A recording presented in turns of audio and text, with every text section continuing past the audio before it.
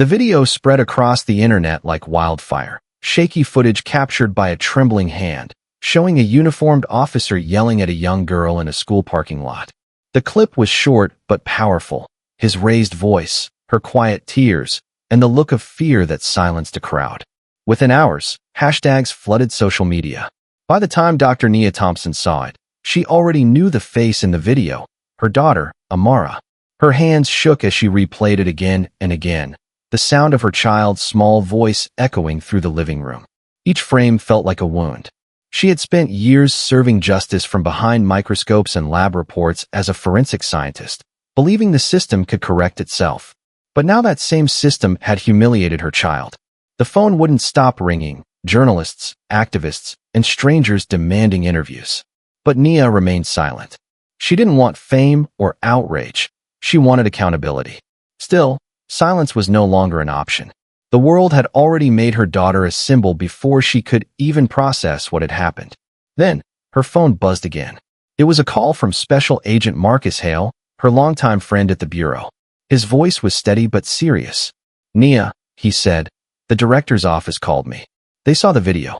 They want you to come in today, not as a witness, but as a consultant. This isn't local anymore." Nia froze. What started as one officer's cruelty was now spiraling into a national investigation. "Marcus," she whispered, "I'm not sure I'm ready for this to become a headline." There was a pause. "You don't get to choose that anymore," he said quietly. "It already is." Across town, Officer Rick Danner sat in his dark office, his hands buried in his hair. His commanding officer, Captain Reynolds, stood before him with disappointment heavy in his eyes. "Do you realize what you've done?" Reynolds snapped. "We've got calls from London, for God's sake. This isn't a mistake, it's a scandal." Rick muttered under his breath. "She set me up. That woman wanted to make me look bad." Reynolds slammed his palm against the desk. "She didn't have to. You did that yourself." Silence filled the room. Danner's chest tightened as the reality sank in. His career, his reputation, his family, all slipping away. The phone on his desk buzzed with hundreds of missed calls. Even his wife had texted, saying she was taking the kids to her sister's house until this blows over. For the first time in his life, the badge on his chest felt heavy, not as a mark of pride, but of guilt. Later that evening, as twilight fell over the city, Nia sat quietly in her car outside Amara's school. The parking lot buzzed with whispers. Some parents offered polite smiles, others avoided her gaze. One woman approached gently and said, "Dr. Thompson, what happened to your daughter was awful. Thank you for standing up." Nia forced a soft smile. "I wish I didn't have to."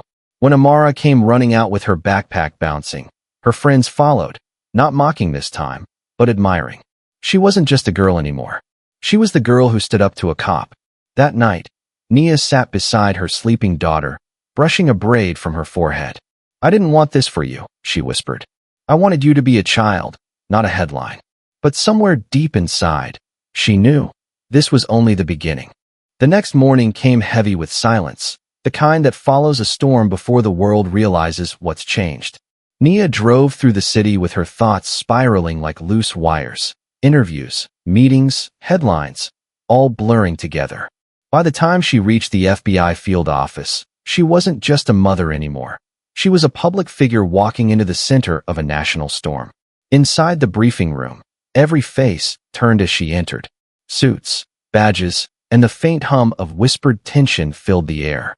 Marcus Hale stood to greet her, his expression unreadable. "Dr. Thompson," said the deputy director, "we're not here to question you. We're here because this incident has exposed something much larger." He slid a file across the table. "The Willowbrook Police Department has a history. Complaints ignored, reports buried. Your daughter's video brought that darkness into daylight." Nia exhaled slowly, staring at the stack of files.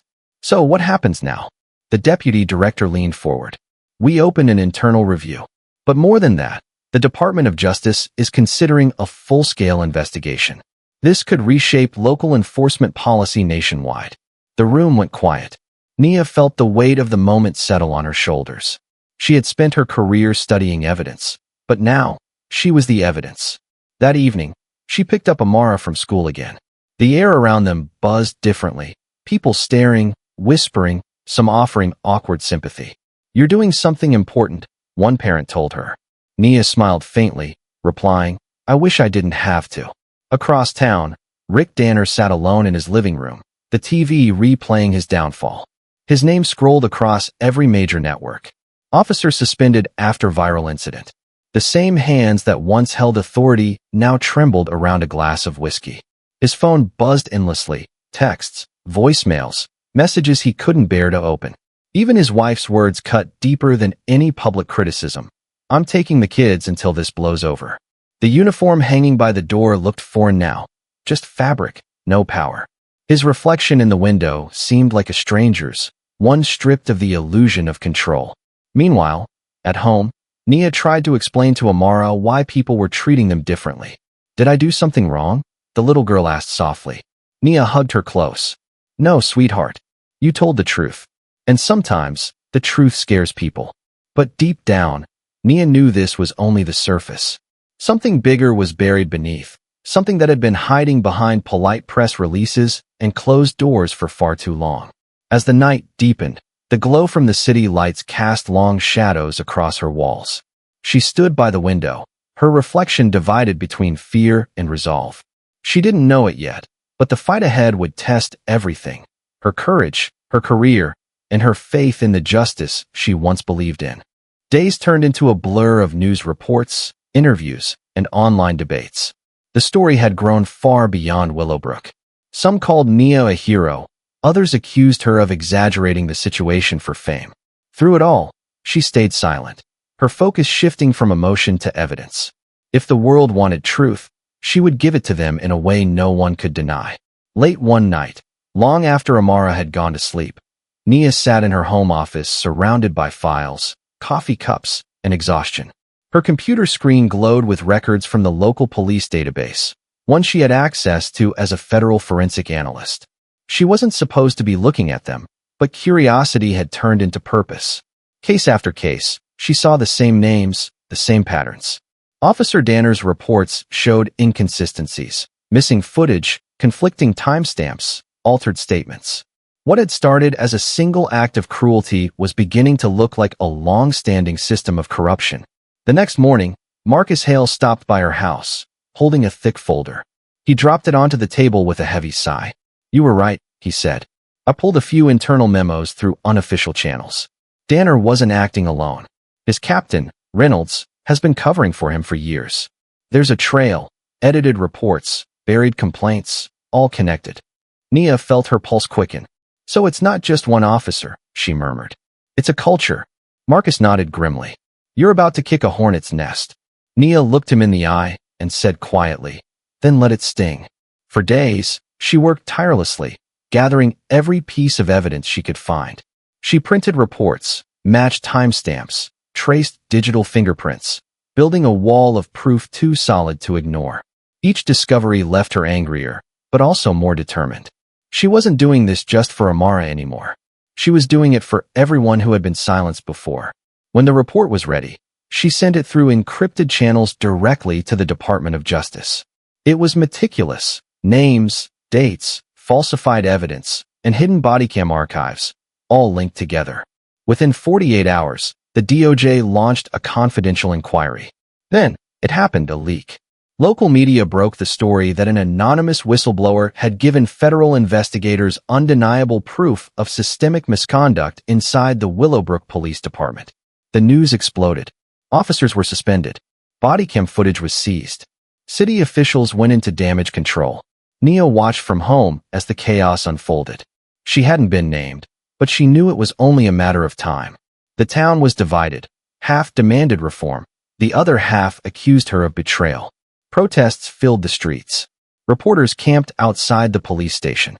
Amara, still just a child, tried to carry on as if nothing had changed. She went to school, played soccer, and smiled for her mother, though she could sense the shift in the air. Teachers spoke to her differently. Friends asked awkward questions. Childhood innocence was quietly slipping away. That night, as thunder rolled across the horizon, Amara sat beside her mother and asked softly, "Will it ever stop?" Nia pulled her close, kissing her forehead. "Maybe not today," she whispered, "but one day it will. Because we're not fighting just for us, we're fighting for everyone who can't." Outside, the storm began to rise, and with it, the battle for truth that would soon consume them all. The days that followed were colder, sharper. Nia began to feel eyes on her wherever she went. Not just curious glances, but something darker.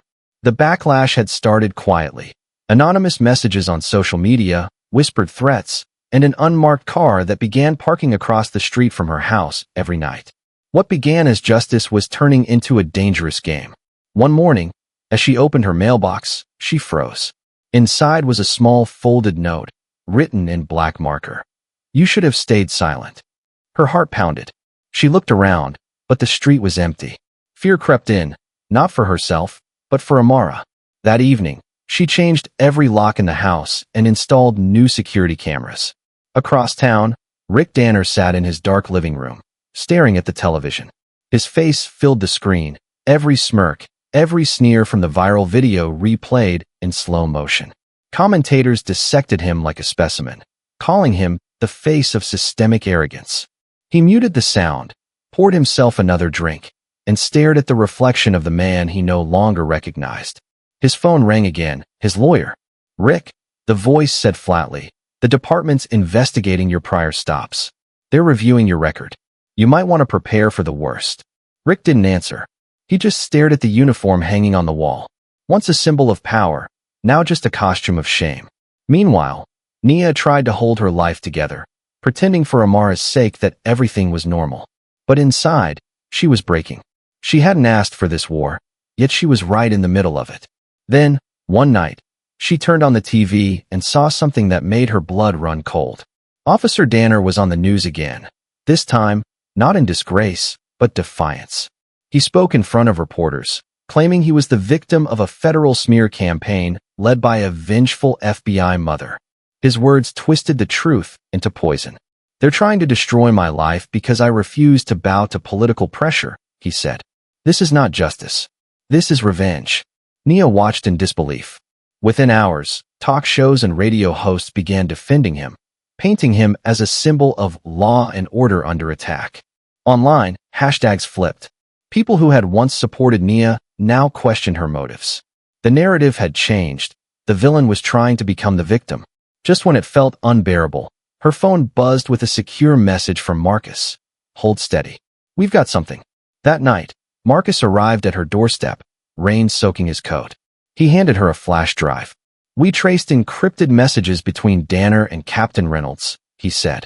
"They discussed destroying evidence before the DOJ audit. This isn't over, but it's about to turn." Nia's breath caught. "They tried to erase the truth," she whispered. Marcus nodded grimly. "And we caught them doing it." But before relief could sink in, the sound of tires screeched outside. Her security camera caught two figures near her car, one of them slashing her tires. Her chest tightened in fear. That was it. She filed an emergency federal protection request that same night. By morning, she made the hardest decision of her life. She sent Amara to stay with her sister in Washington, D.C.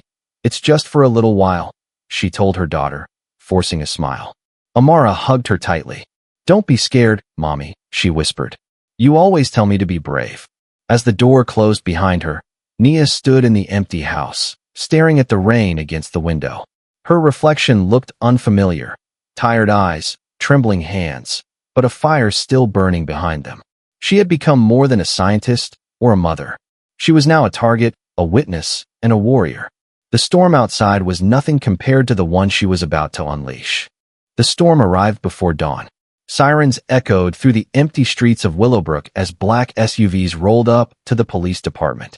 Federal agents in windbreakers poured out, their badges flashing under the gray morning light. News crews followed close behind, cameras capturing every moment.